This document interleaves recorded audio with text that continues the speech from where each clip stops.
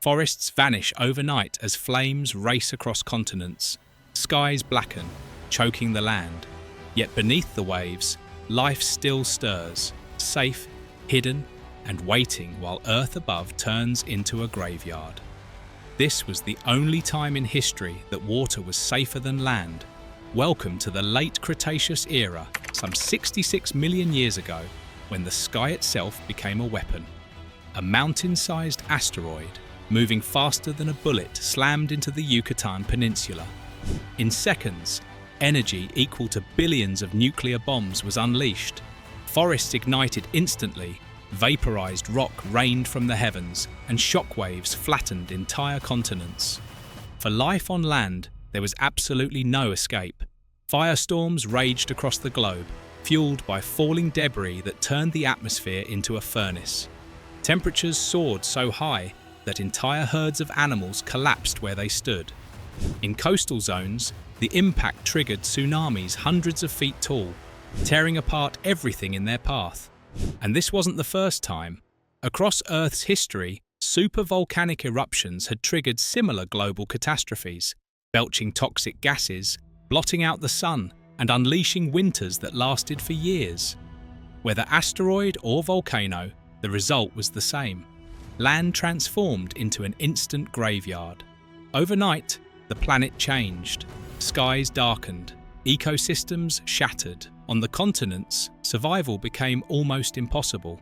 The ground itself burned, and the very air turned deadly.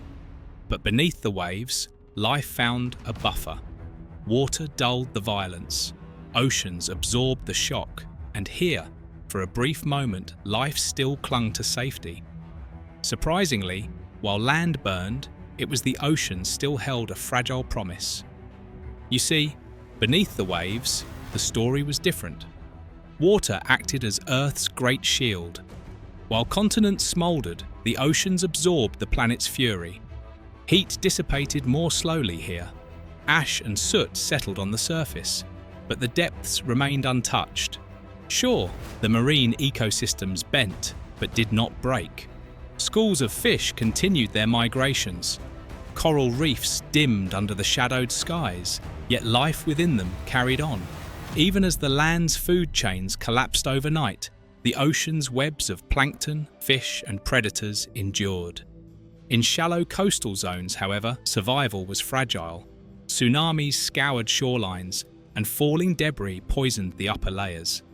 But just a little deeper, safety returned. The sheer mass of water insulated countless species from the chaos above. Sharks, already ancient survivors, cruised unshaken. Crocodilians found refuge in brackish estuaries. Even fragile ammonites clung on for a time. Here, evolution's lifeline continued, worn thin but unbroken. But the seas did not escape untouched. Acid rain and poisoned runoff seeped into their margins. Yet compared to the annihilation on land, the oceans were havens, sanctuaries where life found time, and time meant survival. Yet while oceans sheltered life, the skies above turned utterly hostile. How bad was it really? In the weeks after impact, Earth's atmosphere became a weapon of destruction. Vast plumes of soot and vaporized rock spread across the globe, blotting out the sun. Days turned to darkness. Temperatures plunged as sunlight was sealed away and the rhythm of seasons shattered. On land, survival became impossible.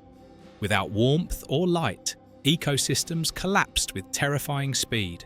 The very air became toxic. Ash and sulfur particles filled every breath, searing lungs and poisoning blood. Animals that had escaped the first firestorm soon fell to suffocation. Yet the darkness wasn't quiet. The skies rained embers as superheated debris continued to fall for days. Each spark ignited new infernos, fueling continent-wide firestorms. Flames consumed entire forests in minutes, turning fertile plains into blackened wastelands. Winds were no help either, as they whipped these fires across thousands of miles, spreading death faster than any predator. For creatures on land, there was no true shelter. Caves filled with smoke, burrows collapsed under the heat, and rivers boiled in the falling ash.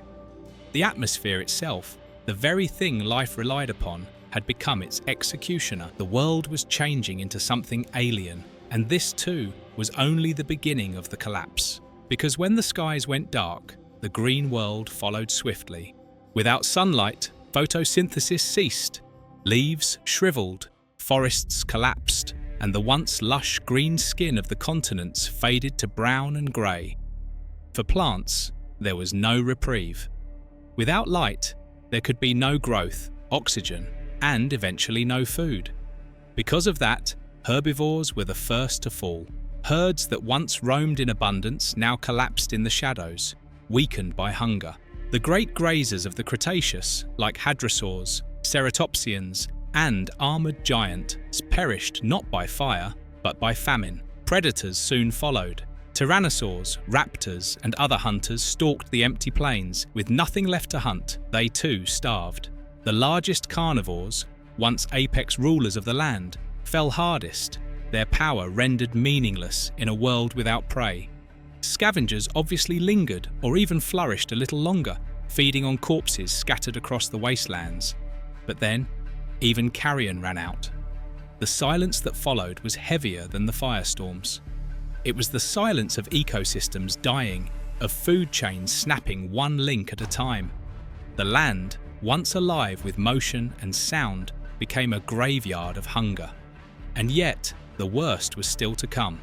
Amid famine and fire, Earth's greatest creatures made their final stand. That's right, dinosaurs that once ruled every habitat now stumbled through ash-filled landscapes in search of food. The great horned ceratopsians, the armoured ankylosaurs, even the most towering and feared ones all weakened, scavenging carcasses that grew scarcer by the day. Smaller reptiles and birds sought shelter in burrows and hollows, clinging to warmth and scraps of seed. Mammalian ancestors, still tiny and overlooked, gnawed on insects and roots, enduring in silence while giants around them fell. But for most, these strategies offered only days, not salvation. The rivers ran black with ash.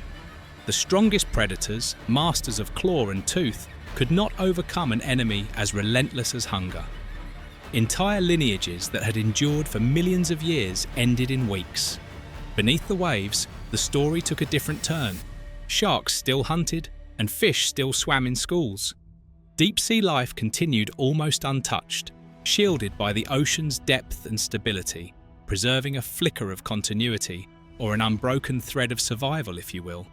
While on land, the age of giants by now had ended. Only a handful of survivors carried evolution's flame forward. When the smoke finally began to clear, the damage was irreversible. The age of dinosaurs had ended, but life itself had not. In the oceans, survivors endured battered, some unchanged, but all carrying the genetic blueprints that would shape Earth's future. The crocodilians, semi-aquatic masters of patience that lingered in the margins. Their bodies have remained unchanged for millions of years. Sharks, honed by deep time, swam unchallenged through seas that no longer echoed with the shadows of marine reptiles. Fish continued their migrations, plankton replenished, and coral reefs began slowly to recover. These marine survivors formed the scaffolding of a new world. On land, the tiny mammals that had burrowed through ash and gnawed on scraps now found a planet without giants. Their chance had come.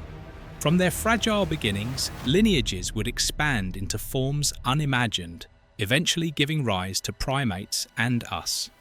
The oceans had done more than shelter life. They had preserved possibility. Within their depths, the continuity of evolution remained unbroken. Even in Earth's darkest hour, the seas had carried the story forward, ensuring that from the ashes of extinction, new life could rise. But one haunting question lingers. Could it happen again? Let us know what you think in the comments.